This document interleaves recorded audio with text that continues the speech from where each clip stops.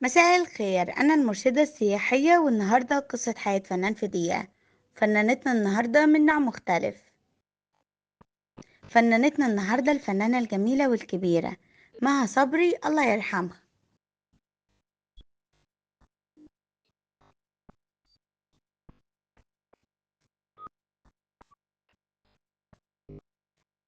تاريخ ميلادها 22 مايو 1932. تاريخ وفاتها 16 ديسمبر 1989. توفت عن عمر يناهز 57 سنة. الله يرحمها ويرحم الجميع.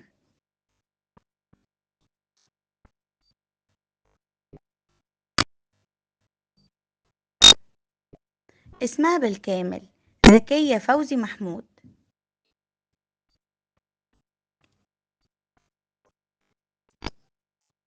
لُقِّبت بدلوعة الغناء.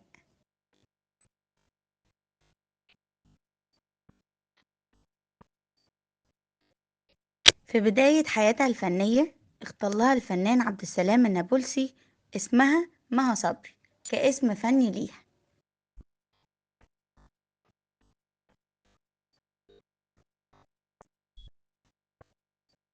ممثلة ومطربة مصرية، ولدت بحي باب الشعرية بالقاهرة.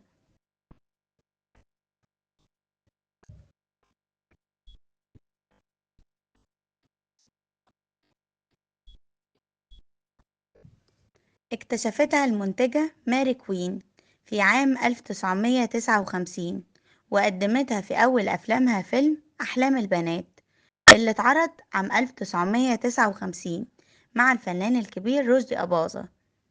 واللي ما يعرفش مين ماري كوين، هي بنت أخت الفنانة الكبيرة آسيا داغر، أشهر منتجة في الوطن العربي.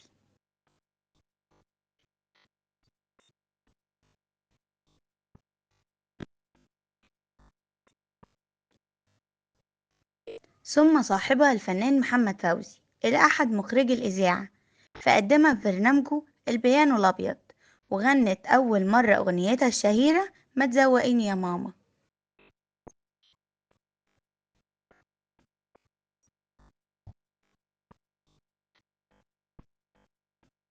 اتجوزت 4 مرات، وكان آخرهم اللواء علي شفيق حتى مقتله في نهاية السبعينات.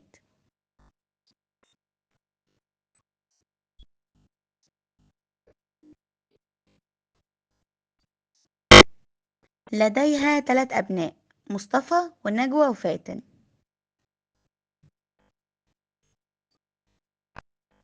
حصلت على وسام الفنون من الطبقة الأولى من تونس.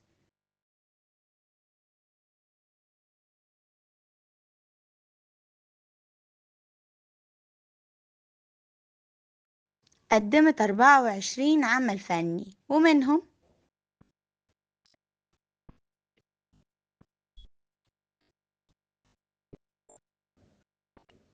أمطار الربيع،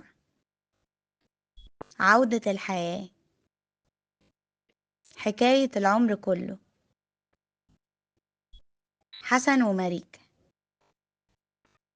أحلام البنات، تنبلة السلطان، لقمة العيش، حب وحرمان، نعسة، حب وعذاب، أنا العدالة، إسماعيل ياسين في السجن، حلوة وكدابة، حكاية غرام، منتهى الفرح،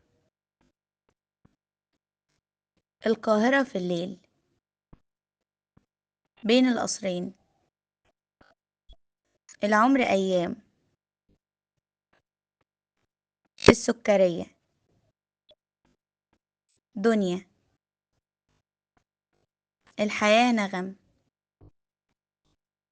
كباريه الحياة، يا ما انت كريم يا رب. ولأن قصة حياة الفنان لا يمكن تكون في دقيقة، وعشان كده استنونا في قصص حياة الفنانين اللي جاية.